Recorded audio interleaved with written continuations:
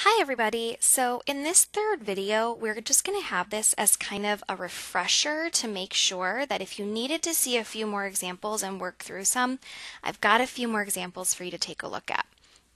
So we're still going to be talking about volumes by revolution, but we're going to go ahead and kind of just go through 3 example problems. There's nothing new here. It's just, let's make sure we talk about this one more time. Find the volume of the solid created by rotating the region bounded by y equals 2x minus 4, y equals 0, and x equals 3 around the x-axis. So the first thing I would do here is I would draw a really good picture.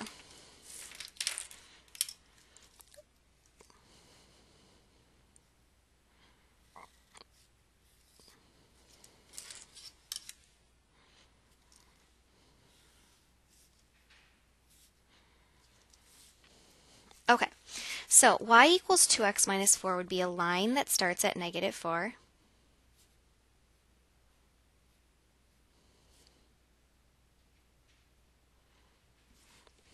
So it would start here at negative 4. And I would go up 2 over 1, up 2 over 1, up 2 over 1, up 2 over 1. So there would be my line.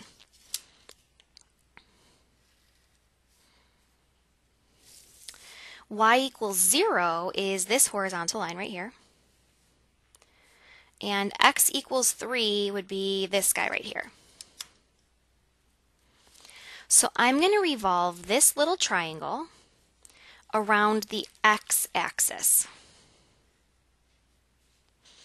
which means the reflection of this region would be right down here.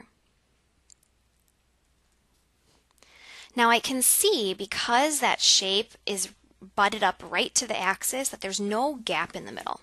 So I know that that means I don't have to worry about removing the middle part, the hole in the middle. I'm still going to use volume equals pi r squared h, but I'm only going to need one r. In this case, my r is going to be top minus bottom, so the top would be 2x minus 4, minus the bottom would be 0, which means I would just have 2x minus 4. So my volume integral would be the integral from 2 to 3 of pi times my r squared, and I'm going to use dx because all of my cylinders would have a little tiny height in the x direction. Once I get to here, I'm just going to type it in because I don't want to make a super long video for you guys again. Pi times 2x minus 4 squared dx, and I would get 4.189. Okay, next, problem number 2. Find the volume of the solid created by revolving the region bounded by that same function and the y-axis. So we're going to revolve it a different way now. Again, I think it's really helpful to have a good graph. Now that I know a little bit more about the graph, because I just graphed it, I know I don't need to make it quite so big. So I only need to go up to where x is 3.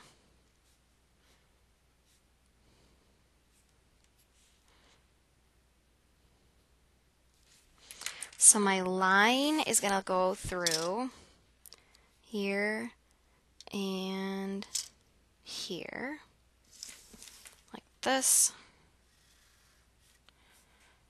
And I'm going to take this little triangle, but I'm going to revolve it around the y-axis this time. So the reflection of that region is going to be way over here. Now, I think it's pretty clear to see that there's a big missing piece in the middle. So when you revolve this, there's going to be a big hole in the middle. What that means, and I can actually draw in some little circles here for you so you can visualize that. What that means is that when we do this problem, we're going to need to make sure that we have 2 different radii, the big radius and the little radius, so we can take out that hole in the middle. We're still going to have pi r squared h. My big R would be the distance between the axis around which I'm rotating and the outer edge. Now the outer edge here is the right. So the right side here would be 3 minus the left side here would be 0. So my big R is 3. Now my little r would be this little distance between the diagonal line and the axis. The only problem is I need this to be in terms of y because I'm revolving around a vertical line like the y-axis. So what I would do here is just rearrange. I would add 4 on both sides and then divide by 2. So I would have my big R is right, which is y plus 4 all over 2, minus left, which is 0. So my little r would just be y plus 4 all over 2. Now I'm going to go ahead and set up 2 different integrals. So I'm going to integrate using my y values here, which go from 0 to 2. Times my big R squared dy minus the integral from 0 to 2 of pi times my little r squared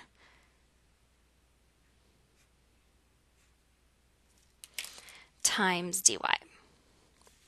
And from here, I'm just going to go ahead and type it in on my calculator. Math option 9 from 0 to 2, pi times 9, 3 squared, minus math option 9 from 0 to 2 of pi times x plus 4 over 2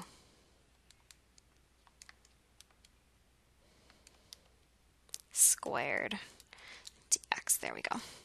So I get 16.755. Last but not least, let's take that same region, but we're going to revolve it around the line x equals 4, which is a different vertical line than the one we just did.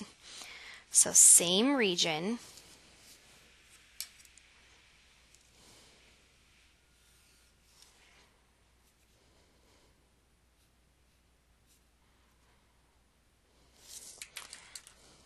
so I'm going to sketch my graph really quick because I know what it looks like already, which is this little triangle right here, but we're going to revolve it around the vertical line at x equals 4.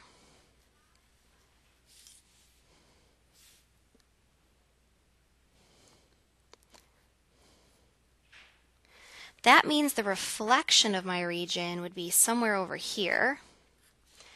And so I'm definitely going to be going right minus left again, so in terms of y. If you want to kind of visualize what this looks like. There we go. All right, so I'm going to need 2 different radii here because there's a clear gap in the middle. My big R would be right minus left, which in this case would be the vertical line that you see here, so 4, minus this diagonal line. Now we already rearranged the diagonal line for in terms of y up here. I'm just going to go ahead and use that again in this problem. My little r would be the axis of symmetry minus the inner edge, which in this case would be 4 minus 3, which is just 1. Now, all of my heights of my cylinders here would be going this way. So I would be doing this with respect to y, and I would have a dy in my integrals. So I'm going to integrate from using the y values here from 0 to 2, pi times my big R, which is 4 minus y plus 4 over 2 squared dy, minus my integral from 0 to 2 pi times my little r, which is just 1, dy. And now we're going to go ahead and type that in. 0 to 2 pi times 4 minus